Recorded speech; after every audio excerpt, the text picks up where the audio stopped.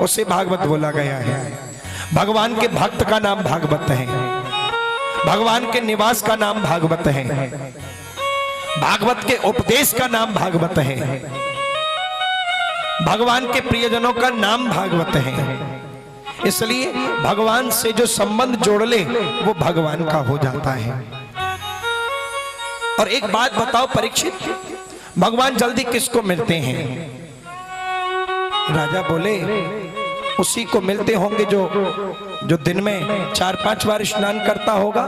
नहीं, अस हमार प्रभु बड़ सेवकाई, लेहन बासन बसन चुराई। भगवान ये नहीं देखते कि आप कितनी बार स्नान कर रहे हैं, भगवान उम्र नहीं देखते। बोले अगर उम्र देखेंगे तो ध्रुव की उम्र क्या है, और अगर भगवान यही कहते हैं जाते पाते पूछत नहीं कोई, हरि को भजे सो हरि का होई। भगवान न तो उम्र देखते हैं, न जात देखते हैं, न पात देखते हैं। अगर भगवान स्नान करने वालों को या शुद्ध वालों को अगर देखते तो कौल भीलों को भगवान कभी मिलते नहीं। जात पात को अगर देखते तो भगवान कभी विदुर के यहाँ न पहुंच पाते। जात पात अगर देखते तो भगवान सबरी के यहाँ न पहुंच पाते। और फिर भगवान अगर ऐसे लोगों को अगर देखते तो भगवान का तो दर्शन ही ना हो पाता। और फिर विदुर जी को देखो, ये तो दासी पुत्र हैं। अगर भगवान इस जात बिरादरी को देखते तो भगवान विदुर के यहां छिलके खाने और सबरी के यहां झूठे बेर खाने नहीं जाते। परीक्षित बोले भगवान मुझे थोड़ा बतलाओ तो सही, भगवान है कैसे, भगवान की करुणा में है क्या? परीक्षित बोले भगवान मैं विस्तार से सुनना चाहता हूं। यदा तू राजान स्वतायो साधुनो पुष्पणम गतः। पांडव और कौरवों का जब पांडवों के साथ जब कौरव अन्याय कर रहे हैं, लाक्षागृह में जलाने का षड्यंत्र किया जा रहा है, तब कौरवों के पिता धृतराष्ट्र के सामने विदुर जी आए। विदुर जी महामंत्री हैं। विदुर जी राजा से बोले राजन मैं मंत्री होने के नाते से नहीं, एक भाई होने के नाते से नहीं, एक नागरिक होने के नाते से मैं निवेदन करने आया हूं राजन, अन्याय की बेल पर कभी भी अमृत का फल नहीं लगता है। पांडवों के साथ तुम्हारे जो पुत्र हैं ये अन्याय कर रहे हैं, उनको रोको। पांडव कमजोर नहीं है, केवल तुम्हारा आदर करते हैं इसलिए कुछ बोल नहीं पाते हैं, इसलिए उनको समझाओ। और आपके घर में जो दुर्योधन है ये कलंक पैदा हो गया है, ये आपके परिवार को विनाश के कगार पर ले जाएगा।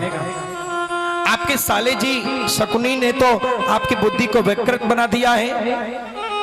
अरे बाहर की आंखें तो चलो है नहीं, लेकिन अंदर की आंखों से तो देखो। दुर्योधन की बात मत मानो, पांडवों को लाक्षागृह में जलने से बचाओ, उनके साथ हो रहे अन्याय को रोको।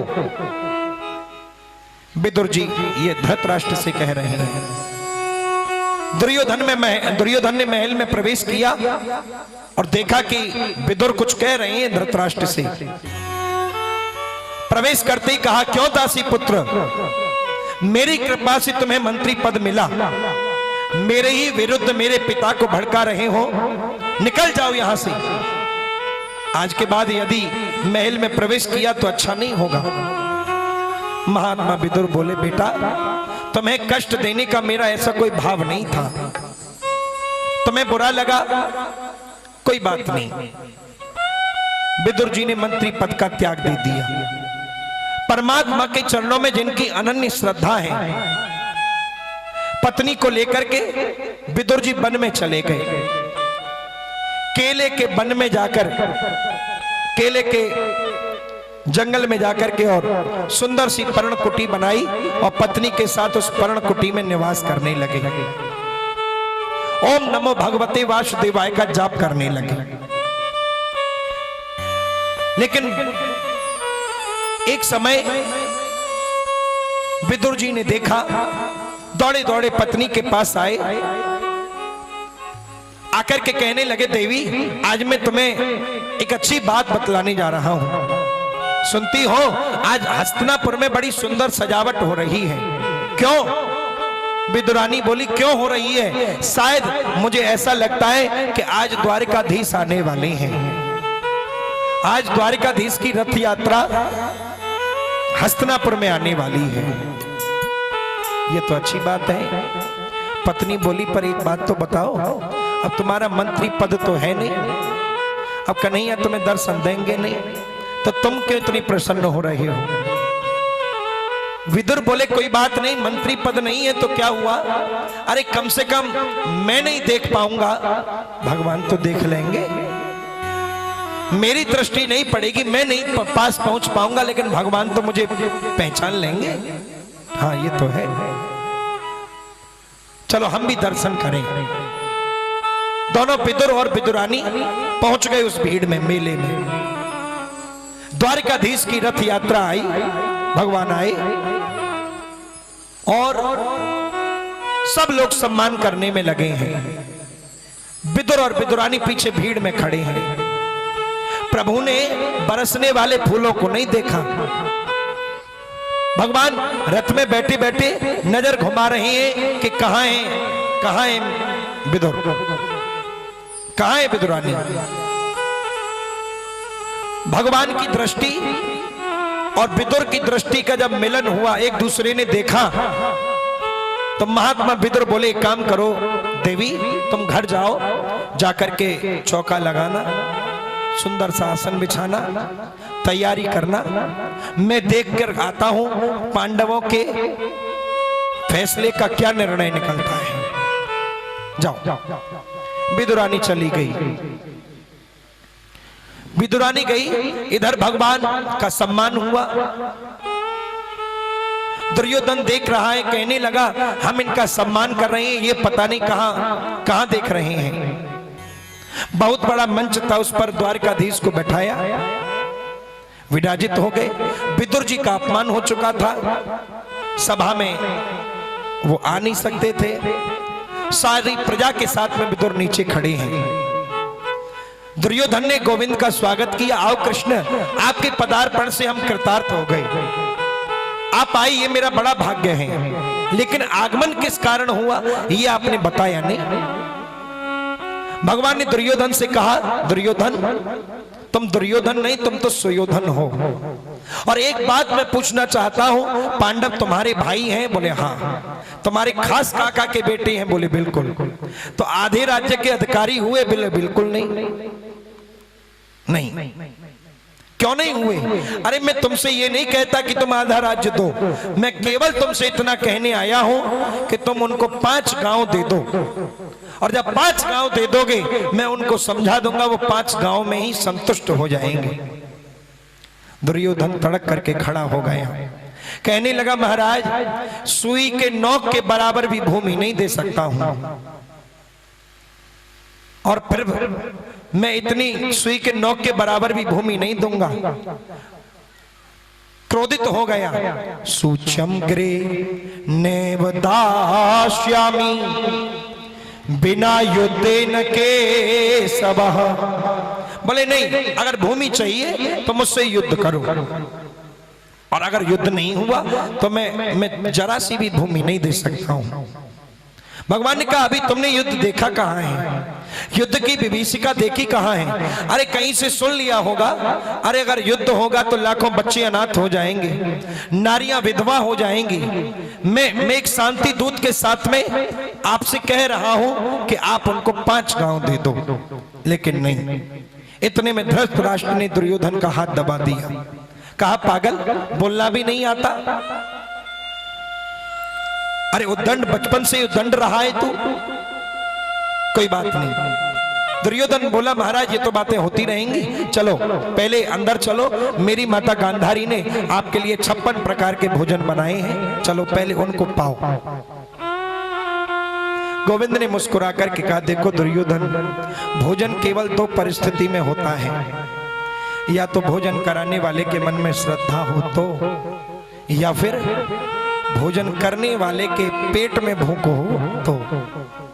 ये दो परिस्थितियां हैं। और फिर अब तुम्हारे मन में श्रद्धा तो है नहीं, और वैसे भी मेरे पेट में भूख नहीं है। और फिर दूसरी बात, आज का जो भोजन है वो मेरा विदुर के यहाँ है। विदुर जी ने सुना, कहने लगे मैंने तो निमंत्रण ही नहीं दिया, तो मेरे यहाँ भोजन कैसा।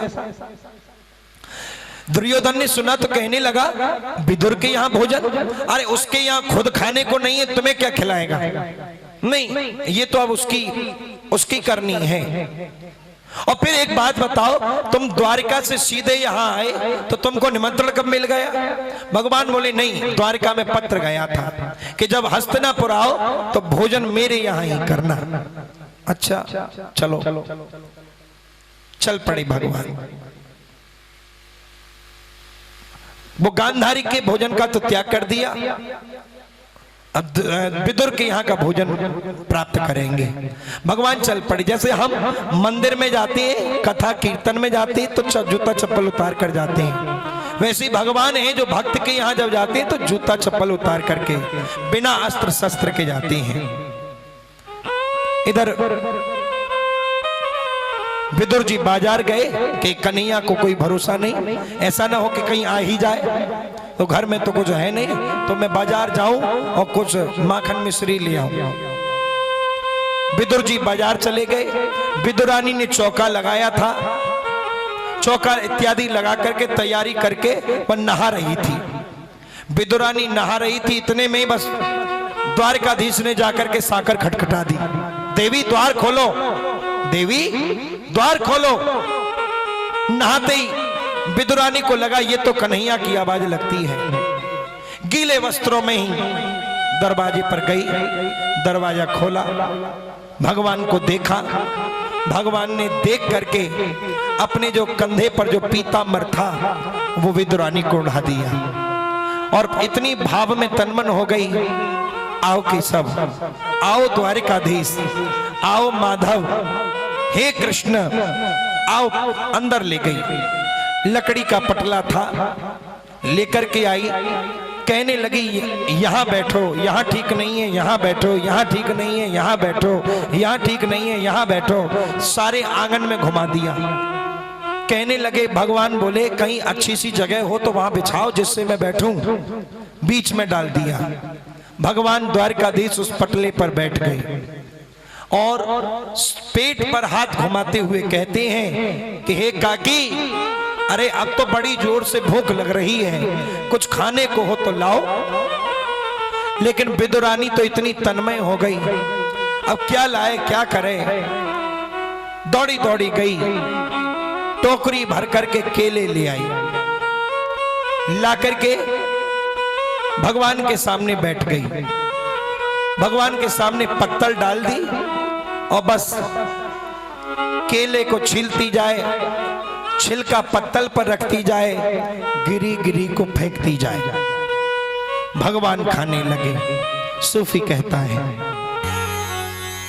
आज हरि आए विदुर घर पावना, आज हरि आए विदुर घर पावना, आज हरि आए विदुर घर पावना, विदुर घर पावना, विदुर घर पावना, विदुर घर पावना, विदुर घर पावना, विदुर घर पावना, विदुर घर पावना, विदुर घर पावना, विदुर घर पावना, आज हरि आए विदुर घर पावना, आज हरि आए विदुर घर पावना। ताली बजा कर गाइए हो, हे हरि।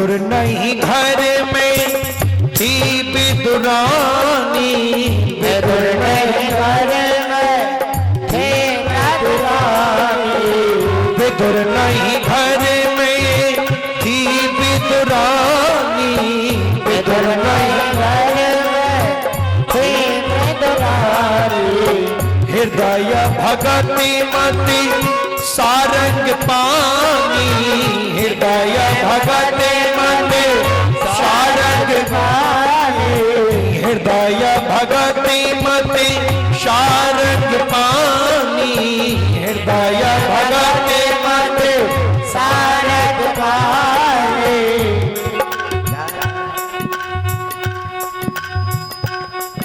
केले ले आई, ला करके भगवान के सामने रखे।